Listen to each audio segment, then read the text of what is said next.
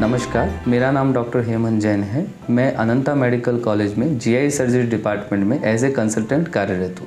कुछ दिनों पहले हमारे पास रोड ट्रैफिक एक्सीडेंट का एक केस रेफ़र होकर आया था। उस बच्चे की उम्र 16 साल थी। हमने उसके सारे रिलेवेंट इन्वेस्टिगेशन कराए तो उस इन्वेस्टिगेशन में हमें पता चला कि पेशेंट के पैनक्रियाज में चोट है।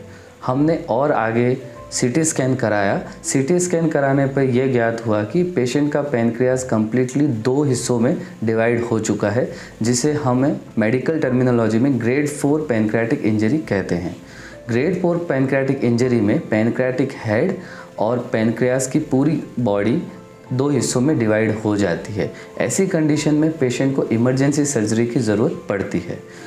अगर हम सामान्य भाषा में बात करें तो ये पेशेंट का पैनक्रियाज रहता है। इस पेशेंट की इंजरी ग्रेड 4 इंजरी थी, जिसमें पैनक्रियाटिक हेड और बॉडी एंड टेल के बीच में कंप्लीट ट्रांजैक्शन था और पैनक्रियाज 2 हिस्से में बंट चुका था।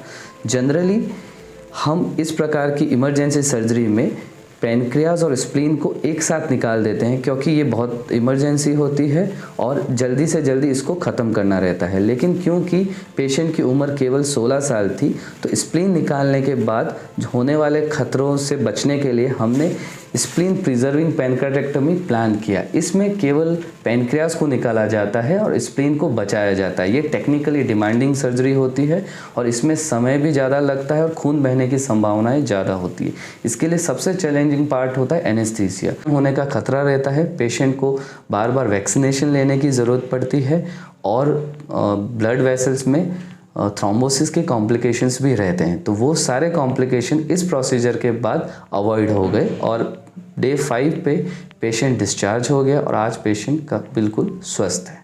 धन्यवाद। मेरा नाम बंसी है, ये मेरे भानज है। इसका एक्सीडेंट हो गया था। इसकी उम्र 16-17 साल है। हम चित्तौड़ जिले के हैं, तहसील लाड़बाटा, गांव जावदा निमड़ी। इसका एक्सीडेंट हो गया था, उसमें इसको खाने में थोड़ी परेशानी थी, खाना नहीं पच पा रहा था, इसलिए हम दूसरे हॉस्पिटल में भी गए, वहाँ पर कुछ हुआ नहीं, इलाज नहीं हुआ, तो हम यहाँ पर आए अनंता। ऑपरेशन के बाद में ये खाना वाना भी खा पा रहा है। अनंता हॉस्पिटल का बहुत बहुत धन्यवाद।